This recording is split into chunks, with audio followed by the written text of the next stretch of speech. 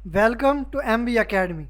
इस वीडियो में हम एरे ऑफ नंबर्स को सॉर्ट करने के लिए एक C++ प्रोग्राम राइट करेंगे, जिसमें हम यूज़र्स से कुछ रैंडम वैल्यूज़ लेंगे और उनको सॉर्ट करके डिस्प्ले करवाएंगे।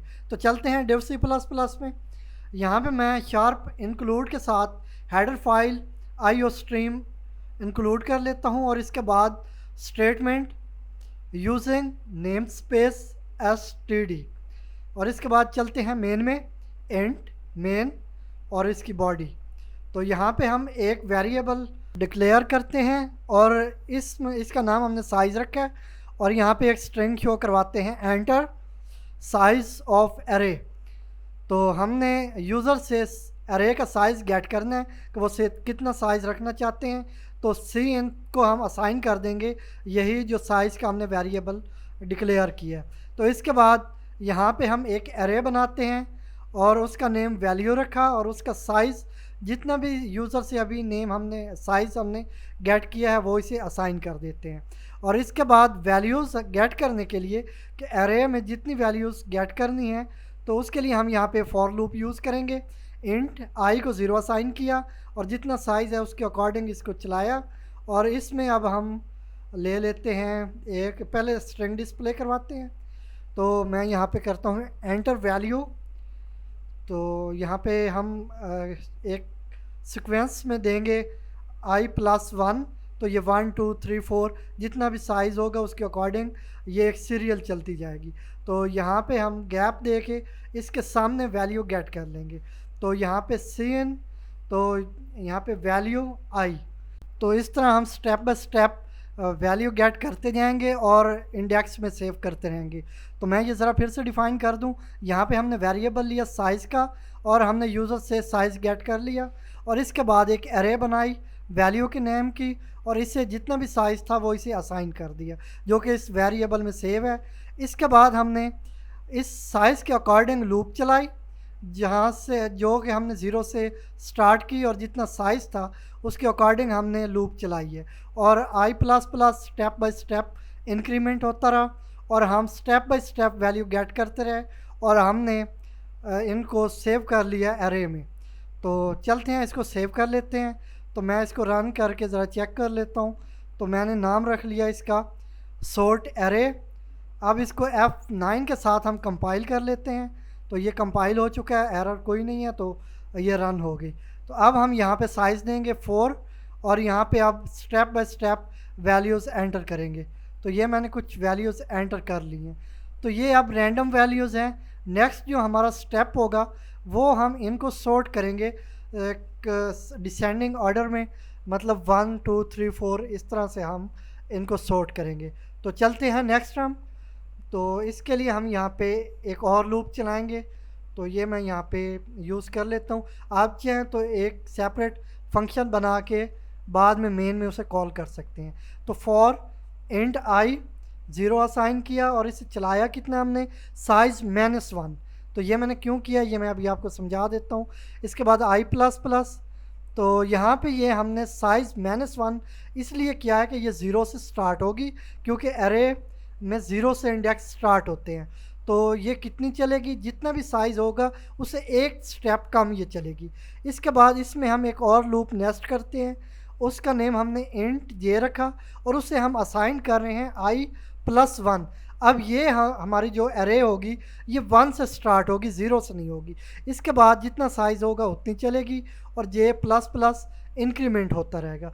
तो ये फिर से समझे, हमने जो फर्स्ट हमारी लूप है उसे 0 इंडेक्स से स्टार्ट करवाया और एक स्टेप कम हमने उसे चलवाया, जबकि जो दूसरी लूप है उसे हमने 1 से स्टार्ट करवाया और जितना साइज़ है उतनी उसे चला लिया।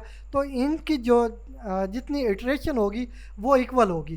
तो अब क्या होगा, सबसे पहले जो फर्स्ट हमारी लूप है इसका 0 इंडेक्स की वैल्यू आएगी और सेकंड की 1 इंडेक्स की वैल्यू आएगी, उनको हम कंपेयर करवाएंगे। तो यहाँ पे मैं कंडीशन सेट कर लेता हूँ इफ़। तो इफ़ कंडीशन को मैं सेट करूँगा और उसके बाद यहाँ पे जो वैल्यू i होगी और वैल्यू j होगी उनको हम कंपेयर कराएंगे। तो वो किस तरह करवाएंगे ये देख लेते हैं। Value j less than value i, कि अगर वैल्यू जो j है वो अगर लेस देन है वैल्यू आई से, तो उससे हम क्या करेंगे, उसके लिए हम एक यहाँ पे ले लेते हैं वेरिएबल, उसमें स्टोर कर देंगे।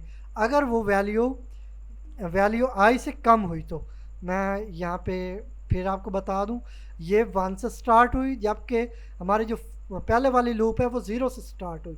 तो इन दोनों की जो वैल्यूज़ एंड इंडेक्स हैं उनको हमने कंपेयर करवाया। तो अगर वैल्यू जे में कम वैल्यू है वैल्यू आई से, तो फिर हम यहाँ पे एक वेरिएबल ले रहे हैं, टेम्प नाम का, आप किसी भी नाम से ले सकते हैं। तो उससे हम ये वैल्यू जे असाइन कर देंगे, क्योंकि इसमें छोटी वैल्यू है तो हमने सॉर्ट करना है छोटी से बड़ी की तरफ। तो यहाँ पे फिर हमने जे से असाइन कर दिया है, तो अब जे को क्या करना है, तो यहाँ पे मैं वैल्यू जे ले लेता हूँ और इसे हम असाइन कर देंगे वैल्यू आई। तो ये जो हमारी फर्स्ट लूप है उसमें जो बड़ी वैल्यू थी वो हमने वैल्यू जे को असाइन कर दी। तो इससे नेक्स्ट स्टेप चलते हैं। अब नेक्स्ट हमारे पास जो ये वैल्यू आई है, इसकी वैल्यू तो हमने जे को असाइन कर दी। अब नेक्स्ट हमने इस वैल्यू आई को जो टेम्प में पड़ी हुई छोटी वैल्यू है वो असाइन कर देनी है। तो ये इस तरह जो हमारे पास फर्स्ट इटरेशन थी लूप की वो चली, तो हमने वैल्यू जे और वैल्यू आई को कंपेयर किया। तो अगर वैल्यू जे में छोटी वैल्यू थी तो उसे हमने टेम्प को असाइन कर दिया। फिर वैल्यू जो जे थी इसमें तो छोटी वैल्यू हमने टेम्प को असाइन कर दी। अब जो वैल्यू आई में बड़ी थी वो हमने जे को दे दी। तो ये इस तरह वैल्यू जे में वैल्यू आई की आ गई जो भी वैल्यू थी। तो इसके बाद हमने जो वैल्यू आई थी इसको असाइन कर दिया जो टेम्प में पड़ी हुई छोटी वैल्यू थी। तो इस तरह अब फर्स्ट इटरेशन में छोटी वैल्यू लास्ट में वैल्यू आई में आ चुकी है। फिर दूसरी इटरेशन होगी उसमें भी इसी तरह होगा, फिर जो छोटी वैल्यू होगी वो इसी तरह चलते चलते वैल्यू आई में आ जाएगी जो कि हमारा एरे है, तो इसमें आ जाएगी, और इस तरह जो बड़ी वैल्यू होगी वो जे में चली जाएगी।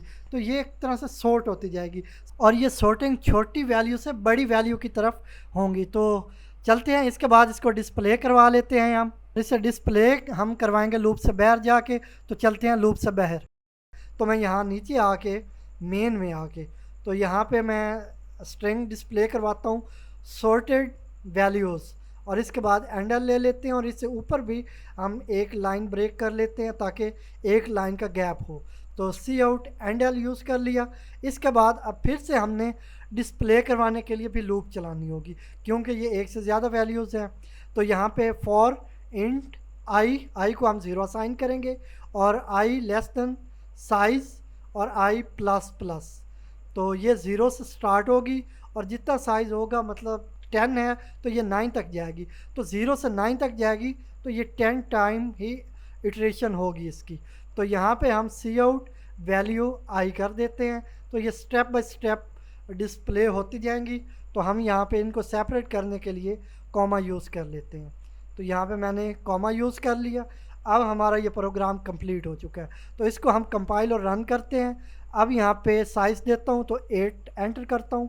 इसके बाद फर्स्ट के लिए वैल्यू देता हूँ मैं 20, सेकंड के लिए मैं देता हूँ 5, 3 वैल्यू मैं देता हूँ 33, 4 वैल्यू देता हूँ 50, 5 वैल्यू मैं देता हूँ 2, और इसके बाद 6 पे देता हूँ 22, 7 पे मैं दे देता हूँ यहाँ पे कोई भी रैंडम वैल्यू 12, और 8 पे मैं दे देता हूँ 8।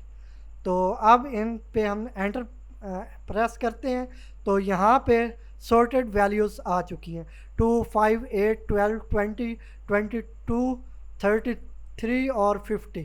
तो ये अब सॉर्ट होके हमें आउटपुट मिल चुका है।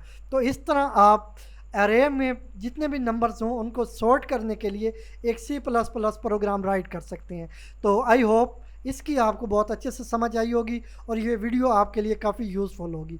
तो अगर वीडियो पसंद आई हो तो लाइक करें, शेयर करें और हमारे YouTube चैनल MB Academy को सब्सक्राइब करें।